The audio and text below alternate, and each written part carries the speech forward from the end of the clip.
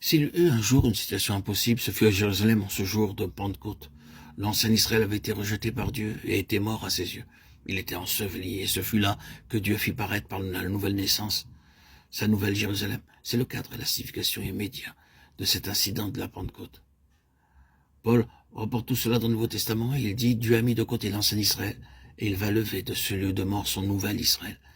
Un reste sera sauvé par son union avec Jésus-Christ dans sa mort et sa résurrection. » Qu'est-ce que le nouvel Israël? Ce qui caractérise les chapitres 9e, 10e et 11e de la lettre aux Romains parlent d'un côté de la mort de l'ancien Israël, de la nation rejetée, et l'apôtre dit ensuite que de cet Israël-là sortira un reste. Mais nous voyons le chapitre 11e entrer directement dans le 12e chapitre. Et de quoi le 12e chapitre nous parle-t-il? Il nous parle du corps de Christ. Et qu'est-ce que ce corps? Il n'est pas composé de juifs et de grecs rassemblés, mais tous les deux, après avoir perdu leur propre distinction, sont devenus un en Christ. Dans un autre passage, Paul dit « Il n'y a plus ici ni juif ni grec, il n'y a plus ni esclave ni libre, car tous vous êtes un en Jésus-Christ. » Galates 3:28. Ainsi, lorsque l'ancien Israël est mis de côté et qu'un reste en a été tiré, enseveli avec Christ et ressuscité avec lui, il ne ressort pas comme un reste juif, mais comme une part du corps de Christ. C'est le nouvel Israël. Nous trouvons là le lien immédiat. Ce qui nous aide le plus, ce sera de voir le lien plus vaste. Revenons à Lazare. Le Nouveau Testament nous enseigne ceci. La croix du Seigneur Jésus ne guérit pas le vieil homme. Elle le crucifie. C'est la difficulté pour la plupart d'entre nous. Soyons parfaitement honnêtes à cet égard. Nous désirons que le Seigneur vienne guérir notre vieil homme, qu'il fasse de lui un vieil homme bon, qu'il lui enlève toutes ses fautes, tout ce qui est mal en lui, toute sa nature pécheresse. La croix du Seigneur Jésus ne fera pas cela. Elle dit, aux yeux de Dieu, le vieil homme est mort et enterré. Notre vieil homme, dit Paul, a été crucifié avec lui, Romains 6:6. Jésus n'est venu à aucun vieil homme pour le guérir et le rendre meilleur. Et cependant, durant toute notre vie, nous désirons que le Seigneur nous rende meilleurs.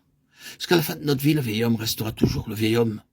Mais avec cette différence, Dieu le considère comme enseveli, comme dans le tombeau, comme crucifié avec Christ. En Christ ressuscité, il y a une nouvelle création. C'est Lazare. Jésus ne voulut pas guérir Lazare de sa maladie et Dieu ne voulut pas guérir Israël de sa mauvaise nature. Il dit, il doit mourir. Ce n'est que la moitié de l'histoire, mais sont tout à fait au clair à cet égard. Il y a toujours un arrière-plan incurable dans notre vie. Il ne sera pas guéri. Il est là toujours et ne sera pas guéri de ses maladies spirituelles. À tout moment, si nous voulons retourner sur la base du vieil homme, nous commettrons les mêmes péchés. C'est là, d'un côté, ce que nous enseigne le Nouveau Testament. La gloire sera toujours dans ce qui est opposé à cet arrière-plan. Elle sera dans ce qui se trouve au-dessus de cet arrière-plan. Nous pouvons avoir un corps malade, car le Seigneur ne guérit pas toujours les corps malades. Il le fait quelquefois, mais pas toujours. Mais chez les meilleurs des saints qu'il ait eus, nous pouvons avoir une nature humaine malade. Et nous savons tous que cela est vrai. Nous rencontrons sans cesse quelque chose qui nous trouble chez les uns et les autres. Ah, si seulement je pouvais oublier ce que ce frère est en lui-même, ce que cette sœur est en elle-même. Je serais heureux.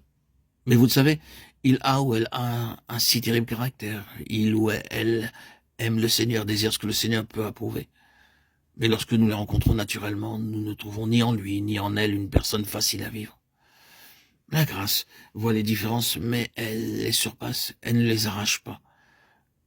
Comme il en fut pour Paul, nous dirons tous à la fin de notre course, non pas que je sois déjà parvenu à la perfection, Philippiens 3:12. Peut-être à la fin de nos jours, avant que nous allions auprès du Seigneur, ceux qui nous entourent trouveront-ils encore en nous quelques difficultés? Ne disons pas que nous ne devions pas perdre ces fortes et mauvaises traces du caractère dans notre vie. La grâce accomplira des miracles dans notre nature humaine. Mais si nous attendons dans cette vie un jour où nous serons entièrement libérés de cette nature, nous serons alors désappointés. Peut-être dirons-nous, oh, c'est un pauvre évangile à prêcher.